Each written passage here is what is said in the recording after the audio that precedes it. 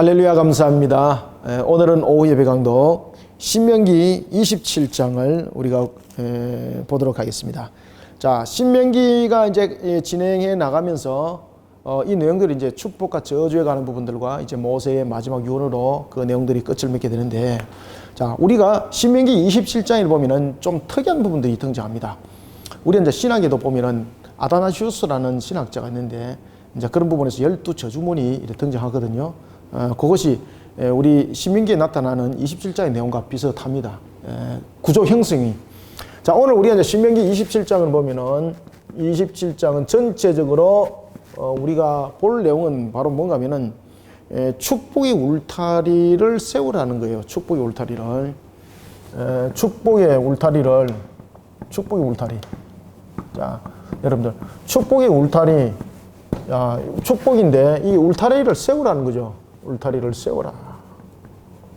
그러면은 이 축복의 울타리를 어떻게 세워야 되는가라는 것에 대해서 이 내용들을 이야기를 하다가 이 안에 무엇을 우리에게 설명해 주고 있는가 하면 12저주문이 등장합니다. 12저주문이. 이 12저주문은 그 부분에서 중심을 이루고 있는 것이 바로 십계명입니다. 십계명에서 중심을 이루고 있고, 이 12저주문을 이제 발효를 시킬 때에 효력을 발동시킵니다. 효력을 발할 때에 여섯 지파를 각각 12지파를 12저주문에 둡니다. 아시겠습니까? 이때에 여섯 지파는 어디에 둘까요, 여러분들요? 그렇죠. 에발산에 두고 여섯 부분들은 그리심 산에 두게 됩니다. 자, 에발산과 그리심 산은 서로 이제 그 맞은편에 있습니다. 서로 마주보면서 마주보는 산입니다. 이 마주보는 산인데 그리심 산이 에발산보다도 산이 높습니다. 그러다 보니까 이 에발산은 이제 그 일반적 상식적인 측면에서 이제 아셔야 될 것은, 항상 이렇게 보면 해가 뜰 때 보면은 이 그 산이 그리심 산의 그늘에 항상 있었습니다. 그늘에. 그래서 에발산은 산이 대체로 좀 이렇게 어두웠습니다. 자, 그런 측면에서 저주문이 어디서 발표되는가 하면은 바로 에발을 중심으로 저주문이 발표가 되게 됩니다. 이때에 이 효력의 발동은 선포하고, 그 다음에 두 번째는 아멘으로 화답하면서 이것이 효력이 발동이 됩니다. 12저주문이. 그런 측면에서 우리가 축복의 울타리를 어떻게 세워야 될 것인가. 자, 여러분들, 우리가 대체로 야, 너가 이렇게 하면은 복을 받을 것이야 라고 말할 때에 대체로 그 사람들의 어떤 정성, 우리는 대체로 복을 이야기를 할 때에 대체로 보면 정성, 뭐 이런 부분들에 중심을 많이 쏟고 있지 않습니까? 그런데 27장의 축복의 울타리를 세우라라고 말할 때에 여기에 대해서 중심은 12저주문이 중심이 됩니다. 12저주문이 중심이 되는 것은 이게 무엇과 이룰 관계가 있는가 하면은 인간의 죄성과 관계가 있습니다. 인간의 죄성. 자, 여러분들, 인간의 죄성에 대해서 죄의 문제가 그대로 담겨 있는데 여기서 정성이 나온다. 그러면 이 무슨 정성이 되겠습니까? 이 정성, 탐욕의 정성입니다. 탐욕의 정성. 아시겠습니까? 유욕이죠, 유욕. 육욕적인 측면에서의 정욕적인 측면, 자신의 목표를 담고 있는 그런 탐욕적인 측면에서의 사실은 이 정성이죠, 이게. 그죠? 그렇기 때문에 따라서 축복의 울타리를 세우는 측면에서 가장 중요한 것은 뭔가 하면은 인간의 죄성, 인간의 죄를 먼저 깨달아라는 겁니다. 인간의 죄를 깨닫고 죄를 짓지 않도록 울타리를 쳐라는 겁니다. 죄를 짓지 않도록. 죄를 짓지 않도록 울타리를 치는 것이 축복의 울타리를 세우는 것이다. 우리는 대체로 축복의 울타리 그러면 머릿속에 무엇을 인지해요? 정성. 그죠? 어떤 정성? 열심을 다한 정성인데 이 정성들이 무엇입니까? 죄성이 해결 안 된 상태에서 정성은 바로 유욕, 정욕적인 문제, 탐욕적인 문제, 정성은 바로 이런 것과 연결되어 있는 겁니다. 따라서 인간의 죄에 대한 문제를 우리가 직시하지 않는 상태에서 울타리를 세우는 것은 이런 헛된 모습의 울타리를 세워나가는 거예요. 그러므로 신명기 27장에서 축복의 울타리를 세우라 그럴 때 12저주문을 들고 나온 이유는 바로 이런 관계 속에 우리의 모습들을 바르게 직시하라는 겁니다. 바르게 직시하라. 자, 그러면은 우리가 신명기 27장 11절부터 25절까지가 12저주문에 관한 내용들이거든요. 자, 이런 측면에서 이 12 또한 저주문들을 가지고 선포를 할 때에 아멘으로 화답하게 하고, 그 다음에 이스라엘 백성들로 하여금 이런 축복의 울타리를 세우도록 책임 있는 직분자를 세웁니다. 직분자를. 이 책임 있는 직분자를 세울 때 첫 번째 장로들입니다. 장로들. 두 번째 누굴까요, 여러분들? 두 번째는 어디에 나타나는가 하면은 이 9절에 나타납니다. 9절. 누굽니까? 누구예요? 예, 제사장들. 그죠? 혹시 여러분들 성경 안 가지고 계신 분은 없겠죠, 그죠? 예. 자, 그러면은 왜 모세가 이 축복의 울타리를 세우라 그럴 때에 왜 장로들과 제사장들에게, 이 직분자들에게 또한 이런 일들이 준행을 되는 데 있어서 이 두 분리의 사람들이 매우 중요한 역할을 할 것이다. 그리고 너희들은 이런 부분에서 반드시 하나님의 법도와 규례를 지키는 데 있어서 책임을 지는 그런 직분자들이 되어라 라고 또한 가르침을 주고 있는 이유는 모세가 가나안 땅에 들어가지 못하기 때문입니다.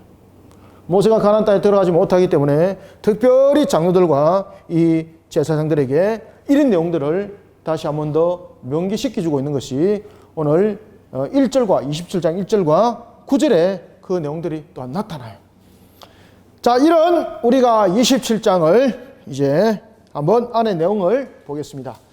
그리고 특히 이제 신명기 27장은 안의 내용들은 막 그렇게 복잡한 내용들이 없습니다. 그래서 오늘은 27장은 그렇게 길게 가지 않고 조금만 많이 길게는 하지 않고 이렇게 빨리 진행을 한번 하도록 해보겠습니다. 자, 먼저 우리가 1절부터 3절까지 한번 읽어봅시다. 시작.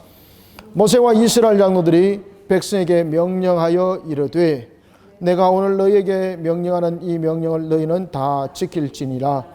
너희가 요단을 건너 내 하나님 여호와께서 네게 주시는 땅에 들어가는 날에 큰 돌들을 세우고 석회를 바르라. 요단을 건넌 후에 이 율법의 모든 말씀을 그 위에 기록하라.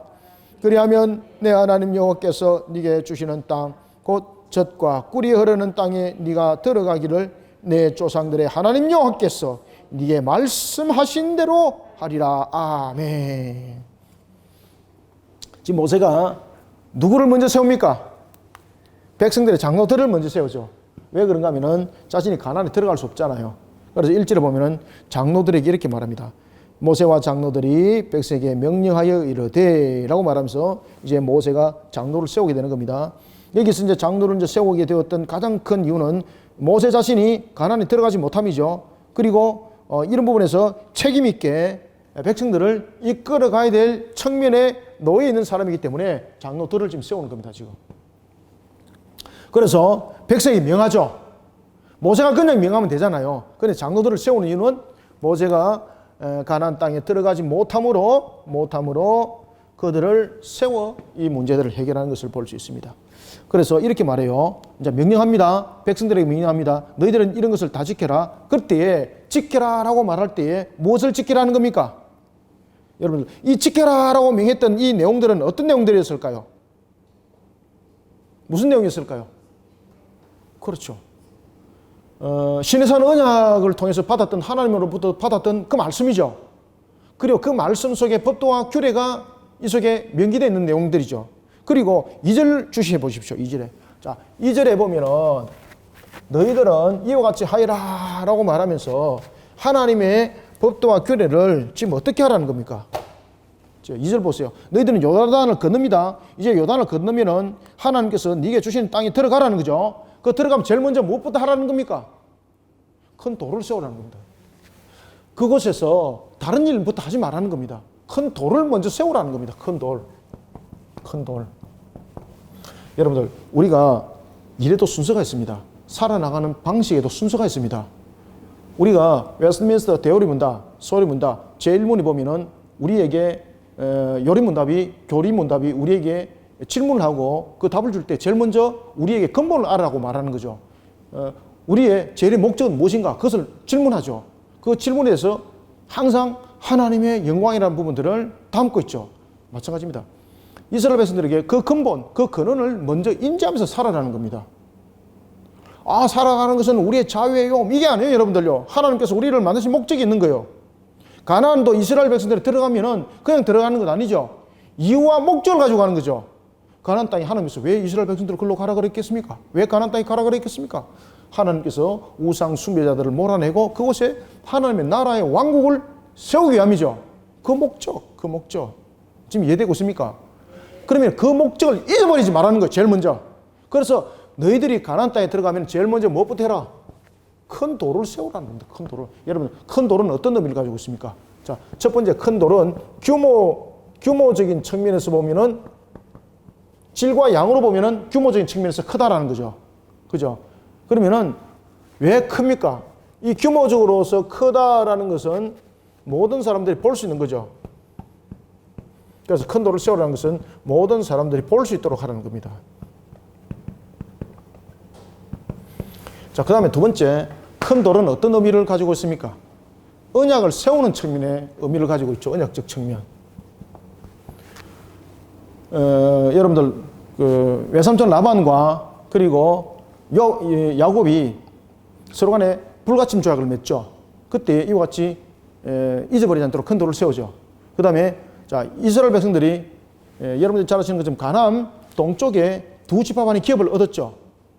그 두 지파반이 동쪽에 기업을 얻으면서 우리도 하나님의 언약의 백성이라는 것을 잊지 않기 위해서 그들은 제단을 쌓고 큰 돌을 샀죠. 그죠? 그래서 이 큰 돌이라는 것은 언약이 다시 말하면은 어떤 내용들을 확인하는 측면을 담고 있죠. 확인하는 측면을 담고 있을 뿐만 아니라 무엇입니까? 증거물이 되는 겁니다.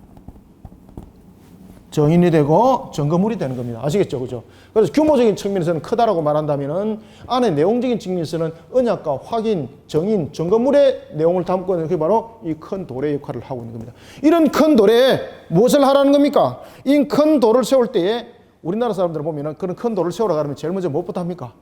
우리나라 사람들이 외국에 가면은 항시 기록을 남기고 오죠.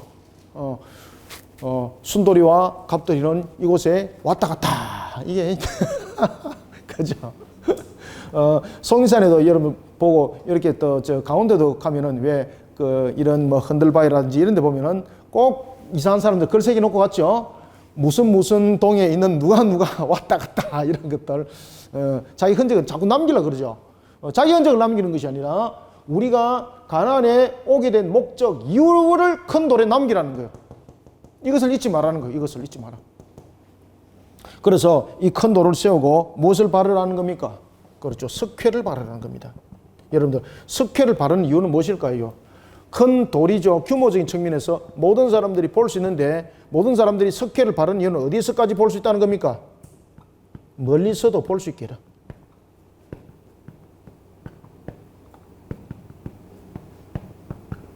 멀리서도 볼 수 있게 해라. 석회를 바르는 이유는.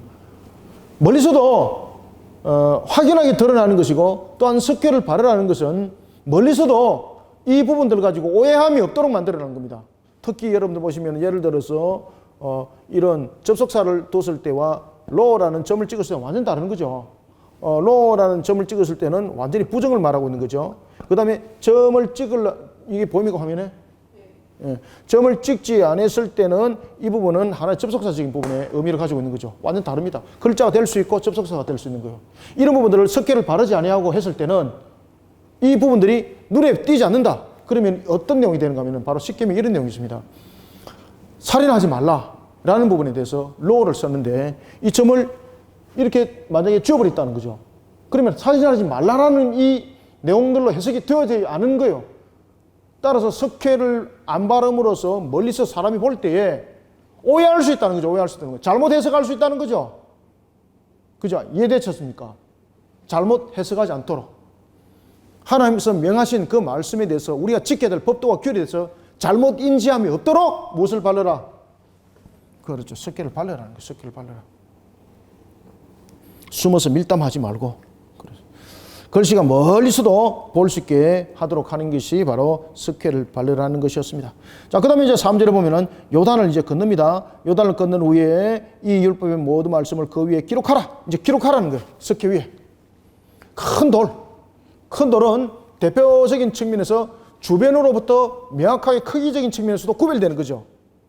그리고 그 큰 돌에 무엇을 이제 새기라는 겁니까? 율법을 새기라, 율법을 새기라, 율법을 새기라. 하나님의 법도와 규례를 새기라, 율법을 새기라는 겁니다. 이 율법을 새기고, 그 다음에 이 율법을 새기고 어디다 세워라? 그 돌들을 어디다 세우라는 겁니까? 그렇죠. 이 큰 돌을 에발산에 세우라는 겁니다. 에발산.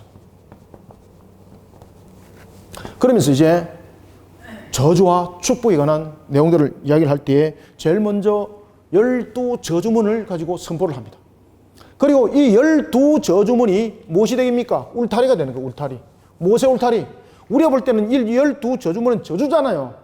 그런데 이것이 울타리가 되는데 무슨 울타리가 되는가 하면 놀랍게도 축복의 울타리가 되는 거예요. 그리고 난 뒤에 신명기 28장에서 축복이 선포되는 거예요. 감당할 수 없는 축복이 이제 선포되는 거지. 이제 이 부분들은 이제 28장 이제 다음 주 이제 보겠는데.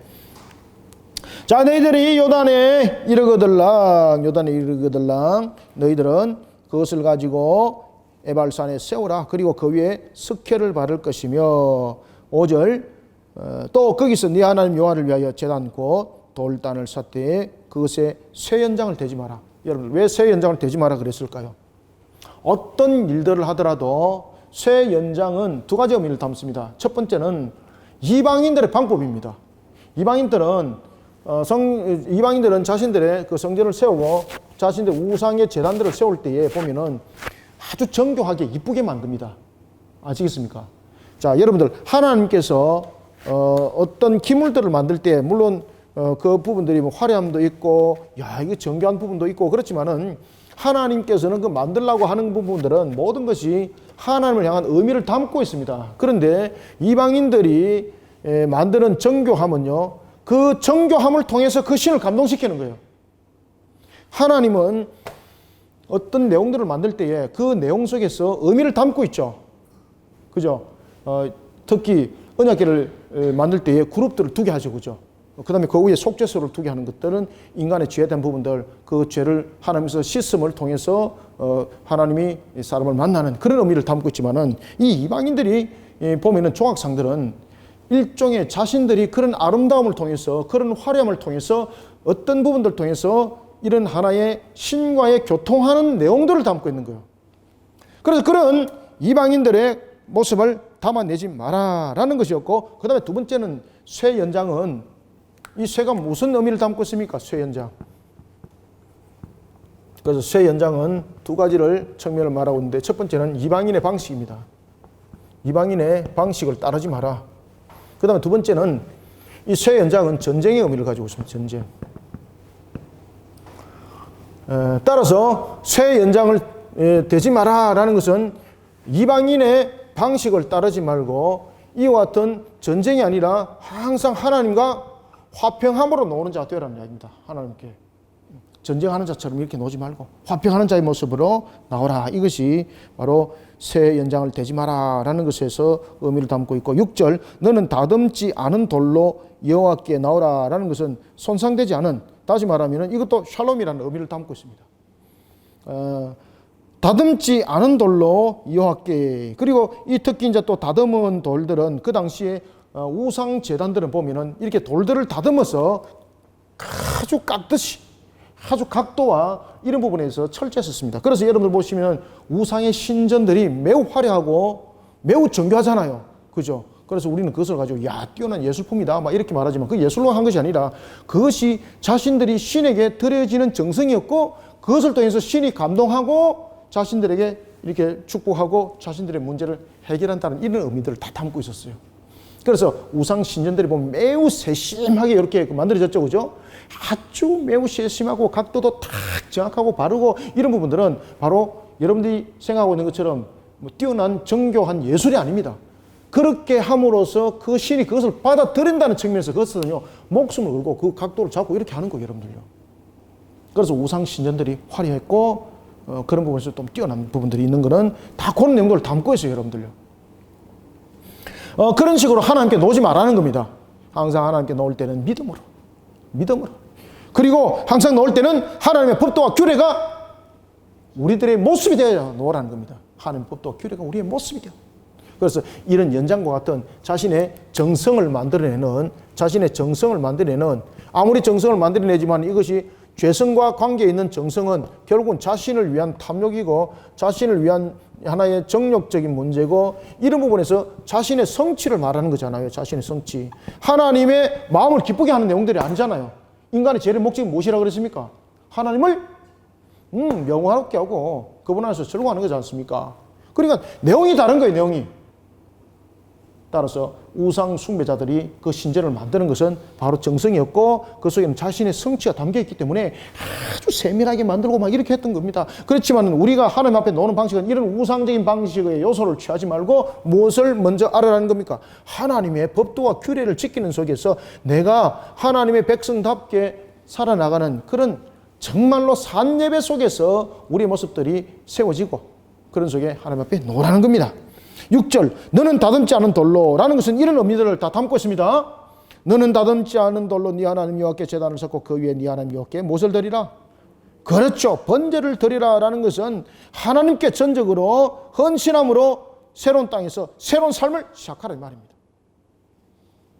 7절부터 10절 읽습니다. 시작. 또 화목제를 드리고 거기서 먹으며 네 하나님 여호와 앞에서 즐거워하라. 너는 이 율법의 모든 말씀을 그 돌들 위에 분명하고 정확하게 기록할지니라.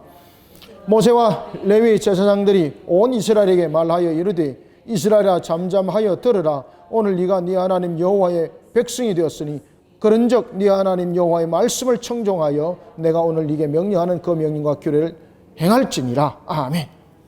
자, 여러분들 이거 보십시오. 지금 여기에서 보면은 제단을 쌓을 때도 다듬지 않은 돌로 하라 그랬지요. 그 다음에 무엇을 드리라? 번제를 드리라 그랬지요. 7절 여호와 앞에서 즐거워하라 그랬지요. 여기에서 세 가지에서 공통점이 무엇일까요, 여러분들? 평화입니다. 평화. 샬롬. 샬롬입니다. 샬롬. 샬롬. 평화. 평강. 여러분들 우리가 무엇으로 우리가 평강을 누릴 수 있고 무엇으로 우리가 평화를 얻을 수 있습니까? 하나님 법도와 규례입니다. 하나님 법도와 규례. 하나님은 우리의 울타리를 치라 그러는 거. 울타리를 쳐라. 여러분들 에덴 동산 기억나시죠? 에덴 동산 울타리를 치는 거죠. 무엇으로 울타리 치는 겁니까? 에덴 동산이라는 것은 그래서 이런 글자를 하나하나 다 풀어보면은 히브리 의미가 다 있습니다. 에덴이 기쁨이죠. 히브리어로 기쁨이고 동산은 무엇입니까? 그렇죠. 울타리죠. 울타리. 깐이죠. 하나님의 법도와 규례로서 울타리가 쳐지는 곳에 기쁨이 있죠. 하나님의 울타리를 치는 곳에 무엇이 있습니까? 평강과 샬롬이 있습니다. 그래서 오늘 본문에 보면은 새 연장을 대지 마라. 그 다음에 번제를 드려라. 7절 여호와 앞에서 즐거워하라. 여러분들 여호와 앞에서 먹고 즐거워하는 것은 무엇입니까? 법도와 규례를 지키는 거죠.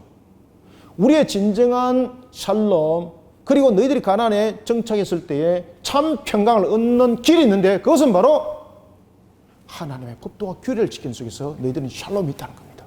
축복은 그렇게 만드는 거예요. 축복은 그렇게 이루어진다는 겁니다. 이해되셨습니까? 네. 아주 이해도가 높으셔가지고 뭐 질문만 다 하면 머리 까뜩까뜩 다 하시고 반응이 거의 뭐라 그럴까 최고급이라 이렇게 볼 수가 있습니다. 그래서 7절도 이런 강조를 하는 겁니다. 7절에서. 자, 그러면서 모세가 이제 두 번째 지도자를 세우는데 첫 번째는 장로들에게 대해서 이야기를 했고 이제는 누구를 이야기를 하는 겁니까?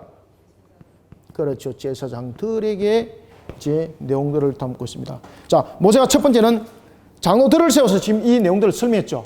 그 다음에 두 번째는 누구를 세웁니까? 그렇죠. 지금 딱 구분 되죠. 그죠? 이 다 이유가 있습니다.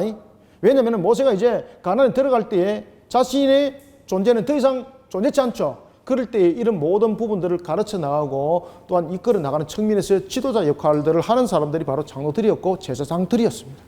그래서 모세가 세우는 겁니다. 두 번째 모세가 이제 제사장들을 세워서 이렇게 말합니다. 9절 모세와 제사장들이 온 이스라엘에게 말하여 이르되 무엇을 하라. 이스라엘아 잠잠해라. 들으라. 쉐마 들으라.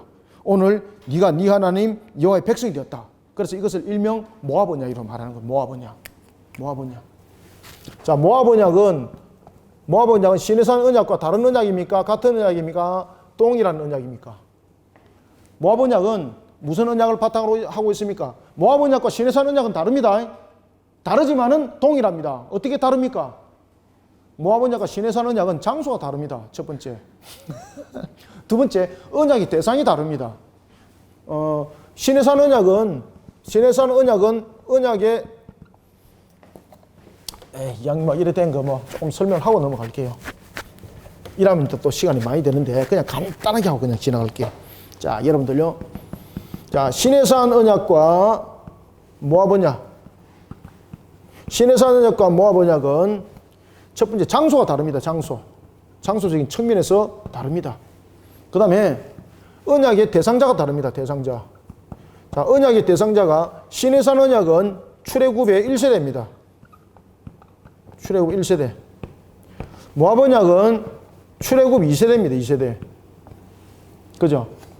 그런데 여기서 이제 동일한 점들이 나타납니다. 그것은 뭔가 하면은 시내산 언약에 있어서도 이 부분에서 중보적 역할을 한 사람이 누굽니까? 모세죠. 그죠? 모세가 이 언약을 백성들과 하나님 사이에 중보자 역할을 하죠. 그런데 이 내용들은 시내산 언약은 하나님으로부터 받은 언약이죠. 그죠? 시내산 언약은 하나님으로부터 받은 언약이라고 말한다면 모압 언약은 시내산 언약을 바탕으로 하고 있습니다. 시내산 언약을 바탕으로 하고 있음에도 불구하고 그 내용적인 측면에서는 그 성격은 어떻습니까? 그렇죠. 동일하다. 이것이 모압 언약과 시내산 언약의 큰 어떤 차이라 이렇게 차이와 동일한 점이다 이렇게 보시면 되겠습니다. 이제 이런 부분들은 여기서 이야기하게 되면 되게 길어지니까 요 정도만 할게요. 이 부분들은. 자, 그래서 모압 언약을 체결할 때에 10절 그런즉 여호와 하나님의 말씀을 청종하여 내가 오늘 네게 명령한 무엇을 지키라. 명령과 규례입니다. 명령과 규례. 그렇죠. 명령과 규례입니다. 명령과 규례. 이 명령과 규례다. 명령과 규례. 그러면은 이런 부분들을 명심을 하라고 이렇게 말하면서 이제 모세가 에발산과 그리고 거리심산에 각각의 6지파를 두게 되면서 이제 축복과 저주가 이 속에 주어지게 되는데 저주가 함께 주어지게 되는데 축복이 먼저 선포 안 됩니다. 무엇이 먼저 선포됩니까? 왜 저주가 먼저 선포됐을까요? 여러분들요. 앞에 말씀드렸죠. 무엇을 만들기 위해서? 울타리를 만들기 위해서. 울타리를 만들기 위해서 저주가 먼저 선포됩니다. 자, 저주가 먼저 선포되는 이유 아셨죠? 저주가 먼저 선포되는 이유가 뭐 때문이라고 그랬습니까? 울타리를 만들기 위해서. 울타리. 무슨 울타리? 그렇죠. 축복의 울타리. 자, 그때에 에발산과 거리심산에 특별한 두 지파가 좀 세워지는 것을 볼 수 있습니다. 자, 에발산에는 누가 세워졌을까요? 선두에 로벤. 거리심산에는 선두에 누가 세워졌을까요? 유다 지파를 중심으로. 이렇게 해가지고 6지파가 나눠지거든요. 특히 이제 에발산에 선두에 르우벤은 장자입니다. 그럼에도 불구하고 그를 이곳에 세운 이유가 르우벤이 어떤 내용들을 담고 있었죠? 아버지의 침상을 더럽혔던 자였죠. 그래서 그를 이곳에 세웠고, 자, 유다를 이곳에 세웠던 큰 이유는 유다는 어떤 일의 중보자였습니까? 유다도 여러분들 잘 아시는 것처럼 이런 우상숭배적 요소를 담고 있었지만 그럼에도 불구하고 그런 회개함으로 자신을 온전히 돌이켰던 마치 베드로 같은 자, 바알과 같은 자 그런 모습들로 가지고 있었던 유다는 일종의 중보적 역할을 하고 있었던 내용. 무엇의 중보자? 그렇죠. 창세기 37장과 창세기 38장에 보면은 그의 모습 속에 그리고 37장에서 생명의 중보자로 그리고 38장에서는 언약을 다시 한 번 더 회복되어 깨달아 아는 자로서의 그 내용들이 이제 39장 이하에서도 보면은 생명의 중보자로서 유다가 세워지게 되는 거죠. 그리고 하나님 말씀 안에서 회개함으로 자신을 돌이킨 자, 대표적인 사람이죠. 그래서 유다를 거리심 산에 축복의 산에 세우는 겁니다. 그리고 또한 유다를 축복의 산에 세웠던 이유는 창세기 몇 장의 말씀의 성취입니까? 49장의 말씀의 성취입니다. 그 다음에 루벤도 세운 것도 마찬가지고 창세기 49장의 말씀의 성취적인 측면에서 그 내용들을 세우게 되는 겁니다. 그때 창세기 49장에서 루벤에 대해서는 뭐라고 말합니까? 너는 장자로 돼 아버지의 침상을 더럽힌 거로 이렇게 내용을 이야기를 하죠. 그래서 이런 내용들을 다 담고 있습니다. 그리심산과 에발산에. 자, 그러면서 이 에발산에서 12저주문이 선포되는 겁니다. 자, 12저주문이 선포될 때에 그 답은 어떻게 울타리를 치라는 겁니까? 12저주문이 선포되는데 두려움으로 이거 진짜 나를 갖다 완전히 그냥 까부시네. 나를 갖다 깨심네. 이것이 아니고 아멘으로 신앙으로 받아들이도록 해요. 그리고 이 아멘이라는 신앙으로 받아들이면서 내가 그 죄와 내가 그러한 범죄 속에 내가 그런 하나님을 향한 악한 행위 속에 내 육신을 도모하는 속에 나를 세우지 않겠습니다 라는 것이 아멘 속에 신앙의 고백이 함께 세워졌던 것입니다. 자, 봅시다. 자, 11절부터 15절까지 한번 읽읍시다. 자, 시작. 모세가 그날 백성에게 명령하여 이르되 너희가 요단을 건넌 후에 시몬과 레위와 유다와 이사갈과 요셉과 베냐민은 백성을 축복하기 위해 어디에 쓰고? 그렇죠. 그리심산은 무엇을 상징하고 있습니까? 축복의 상징.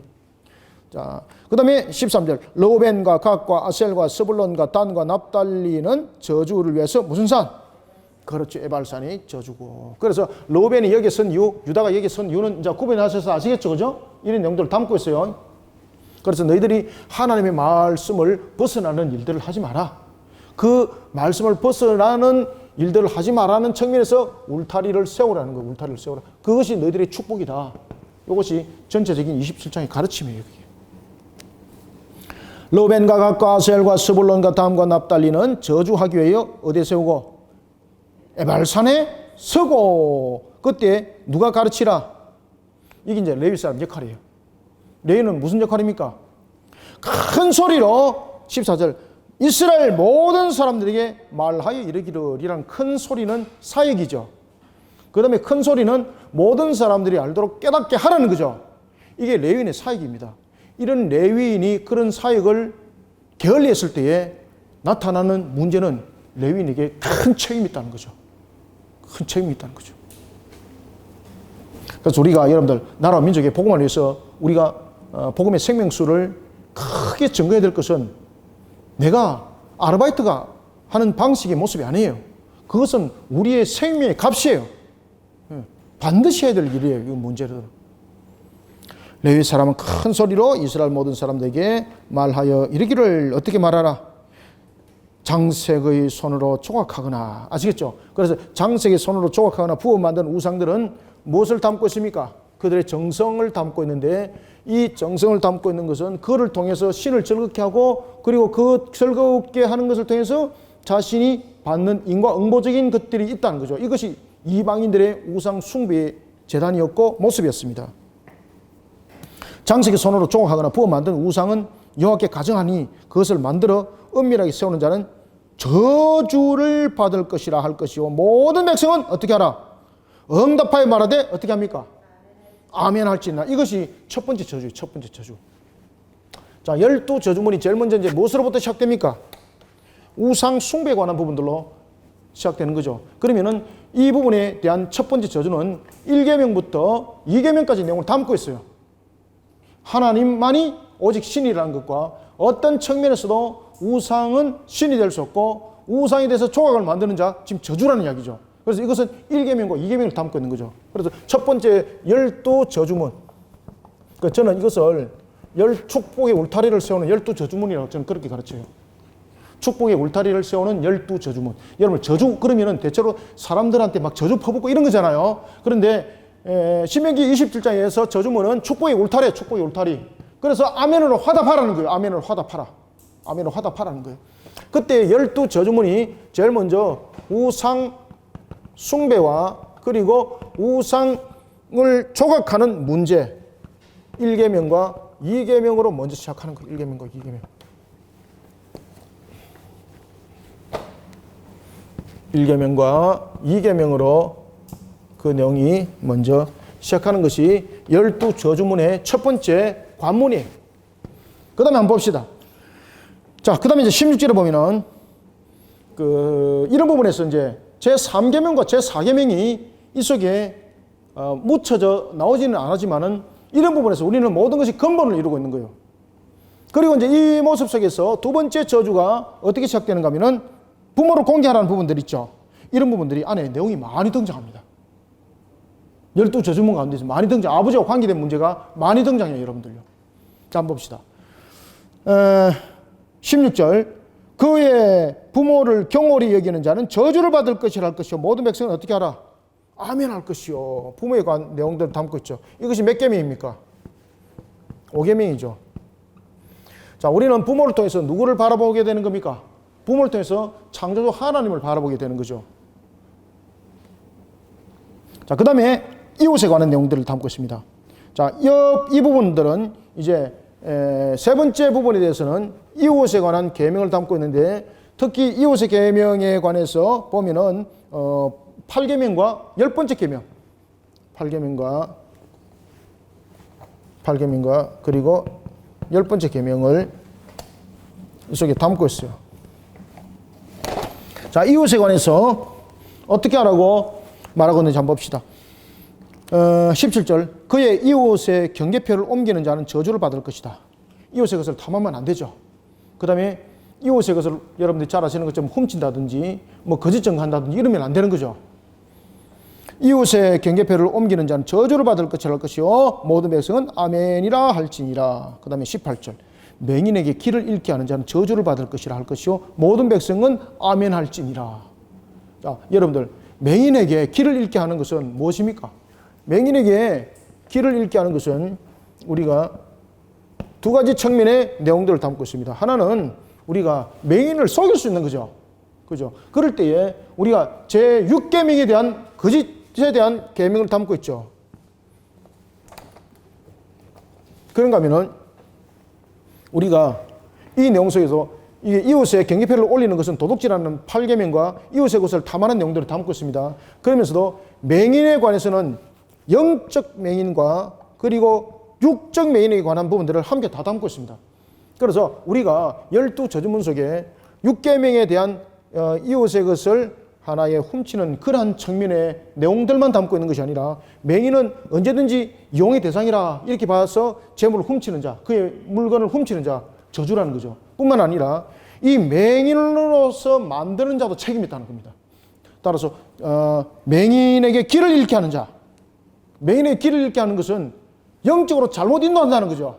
영적으로 잘못 인도하는 자에게도 하나님께서는 말씀하십니다. 저주다. 그러니 축복 울타리를 세울 때에 우리가 이웃의 것을 탐하지 말을 뿐만 아니라 영적으로도 똑바로 인도하는 인도자가 되어야 된다. 영적으로 똑바로 인도하지 못하는 자는 이 저주 속에 말 것이다. 자, 그 다음에 또 아버지와 또 관계되는 거죠. 자, 간음에 대한 문제. 자, 이 부분들은 이제 다섯 번째는 부모에 관한 부분들에 대해서 내용도 나오지만 이 부분들은 또 간음에 대한 내용들이 등장하게 됩니다. 그래서 이 부분들은 5계명과 7계명이 이 속에 함께 이제 결부되게 되는 겁니다. 자, 봅시다. 맹인에 대한 문제, 그 다음에 이제 객에 관한 문제 봅시다. 자, 19절. 객이나 고아나 과부의 송사를 억울하게 하는 자는 저주를 받을 것이라 할 것이요 모든 백성은 아멘 할지니라. 사회약자죠. 그죠? 사회약자. 다섯 번째, 이거는 여섯 번째로 봅시다. 자, 다섯 번째는 이제 사회적 약자.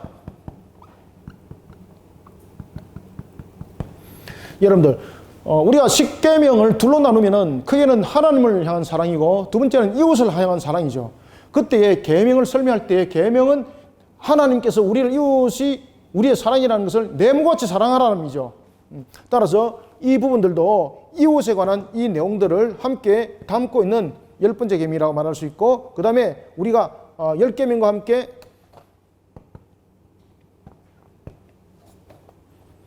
아홉 번째 계명도 이 속에 함께 우리가 담고 있다, 이렇게 보겠습니다. 그 다음에 여섯 번째는 이제 부모와 간음에 대한 문제 5계명과 7계명의 내용을 담고 있습니다. 자, 봅시다. 20절. 그의 아버지의 아내와 동침하는 자는 그의 아버지의 하체를 드러냈으니 저주를 받을 것이라 할 것이요 모든 백성은 아멘할지니라. 아멘. 자, 이게 무엇이 문제되는 겁니까? 아버지의 아내와 동침하는 자, 아버지 첩을 말하고 있는 거죠. 그 대표적인 자가 누구였습니까? 로벤이죠. 로벤. 부모에 대한 부분에 대해서 부모의 첩을 간음을 하는 것은 간음죄도 해당되지만은 무엇에 해당되는 겁니까? 부모의 권위를 빼앗는 행위가 되는 겁니다. 자, 여러분들 압살롬이 아버지 다윗을 쫓아보내죠. 자신이 이제 왕이 되고자. 그때 그가 예루살렘에서 제일 먼저 했던 일이 무엇입니까? 아버지의 첩을 모든 백성 앞에 보이는 앞에서 간음하는 거예요. 왜? 내가 이제 아버지 권위를 빼앗았다는 뜻이에요. 그게 이해되죠? 그래서 하나님으로부터 용서받지 못하는 거예요. 그것은 하나님의 세운 자에 대한 도전이거든요. 자, 이런 모습 속에 저주를 받을 것이다. 그러니 이런 행위들을 행하지 마라. 이런 부분들을 하지 않는 것이 곧 우리는 축복의 울타리를 세우는 것이다. 자, 그 다음에 짐승과 교합. 자, 이거는 무엇과 관계 있습니까? 창조 원리입니다. 창조 원리. 자, 그 다음에 7번째 저주의 선포에 관해서 이렇게 구별 한번 해보세요. 자, 그 다음에 빨리 진행을 한번 해봅시다. 자, 그 다음에 7번째 저주는 무엇인가 하면은 창조의 원리예요. 창조 원리. 자, 창조 원리. 짐승과 교합하는 모든 자는 저주를 받을 것이라 할 것이요 모든 백성은 아멘할지니라. 창조 원리, 창조 원리. 하나님의 창조 원리 속에 나를 세워 나가라는 겁니다. 자, 여러분들, 우리가 짐승과 교합을 한다는 것은 그 당시에 이 내용들이 어떤 내용을 담고 있을까요? 우상의 숭배 속에 생육, 번성, 충만을 담고 있어요. 그러면은 이 짐승과 교합을 한다는 것은 하나님의 제4계명인 창조 안식에 대한 계명을 깨트릴 뿐만 아니라 무엇을 깨트리고 있는 겁니까? 하나님의 이름을, 그렇죠. 망명대에 일컫는 모습도, 왜? 하나님 백성에서 이런 일들을 하잖아요. 그리고 생육, 번성, 충만함이 하나님의 사계명 속에 있죠. 그런데 그들이 왜 짐승과 교합을 하는 겁니까? 짐승과 교합을 함을 통해서 자신이 번성할 수 있는 길이 있고, 그 다음에 그 짐승의 능력이 힘센 능력이면은 힘센 능력이 자신에게 온다고 봤던 거예요.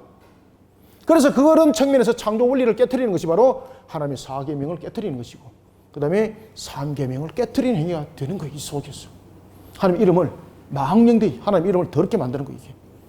자, 그런 속에 또 장모와 동침하는 자는 저주를 받을 것이요. 여러분들, 이 특기, 예? 오케이. 22절. 오케이. 22절. 자, 22절 한번 봅시다. 그의 자매 곧 그의 아버지의 딸이나 어머니의 딸과 동침하는 자는 저주를 받을 것이라 할 것이요 모든 백성은 아멘할지니라. 아멘. 이것이 여러분들 보시면은 성적인 문제죠. 성적인 욕망을 채우기 위해서, 그런 욕망을 채우기 위해서 어떤 부분에 대해서 성관계를 맺는 그의 자매 곧 그의 아버지의 딸이나 어머니의 딸과 동침하는 자는 저주를 받을 것이요 라는 것은 부모 중에 한쪽이 공유하고 있는, 다시 어떻게 말하면은 실질적으로 부모가 다 한부모가 될 수도 있고, 또는 재혼한 측면에서 그 내용들이 될 수가 있는 그런 내용들을 담고 있습니다. 그러나 어떤 관계 속에서도 우리가 8번째 계명 속에서 이야기를 하고 있는 것은 하나님께서 세우신 그 질서, 모든 질서를 탐욕을 일깨워서 만들지 마라. 그래서 우리가 10번째 계명에 보면은 이 마음의 탐욕을 일으키지 마라 그러잖아요. 마음으로 일어났던 그 탐욕으로 인해서 모든 것은 무너지는데, 그 속에서 가장 대표적인 것이 무엇입니까? 정욕적인 문제, 그 다음에 물질에 관한 탐욕적인 문제, 이런 부분들이 이 속에서 만들어진다는 거죠. 자, 그 다음에 이제 9번째, 장모와 동침하는 자는 어떻게 될 것이다? 저주를 받을 것이라 할 것이요 모든 백성은 어떻게 하라는 겁니까? 그렇죠. 아멘하라 라고 말을 하는 것인데, 이 또한 마찬가지입니다. 하나님께서 주신 하나님께서 주신 성은 창조 원리의 목적을 갖고 있는데, 그 하나님의 목적을 넘어서는 자가 되지 말라는 겁니다. 9번째. 하나님의 목적을 넘어서지 마라. 하나님의 목적을 넘어서면 안 된다.